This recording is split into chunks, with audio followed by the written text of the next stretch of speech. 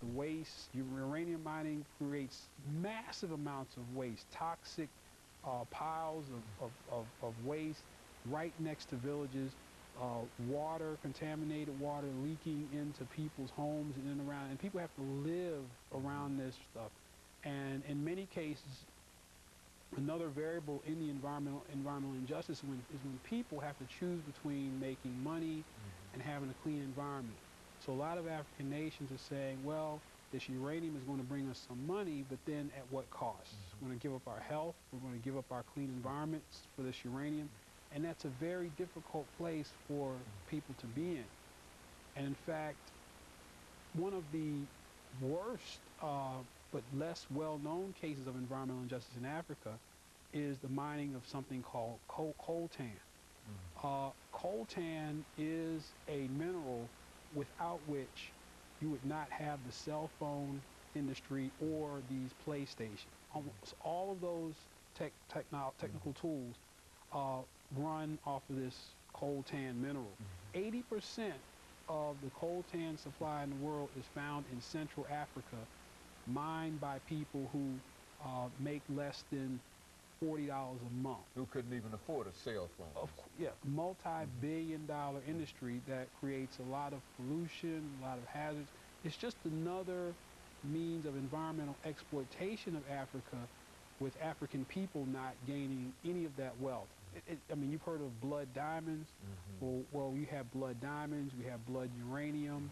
You may as well say we have blood cell phones and blood PlayStations.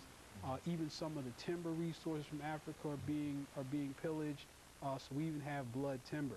And so the result of this is that as Africa becomes a much more of a source of natural resources and raw goods, especially oil and uranium, now we see a greater intervention of the U.S. military in Africa through what's called the African Command.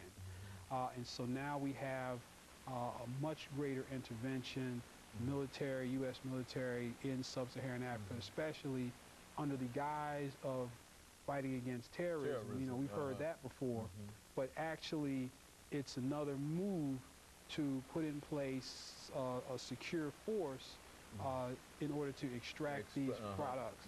And it's basically the same thing that happened in Iraq, whereas now we know that after this long conflict, the military is moving out of Iraq, and oil companies are moving into Iraq. And so the same thing now is happening in Africa. And again, the byproducts of oil and energy resource exploitation and strategic mineral exploitation is people are being exposed to all kinds suffering of the people. In other words, all over Africa. And well, what about Pakistan? You know, the recent floods in Pakistan. What impact do you think that'll have?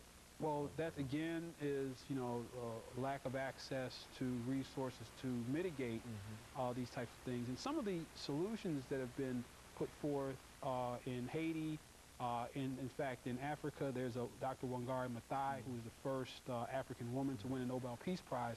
She actually used environmental remediation as a means to bring peace to Kenya.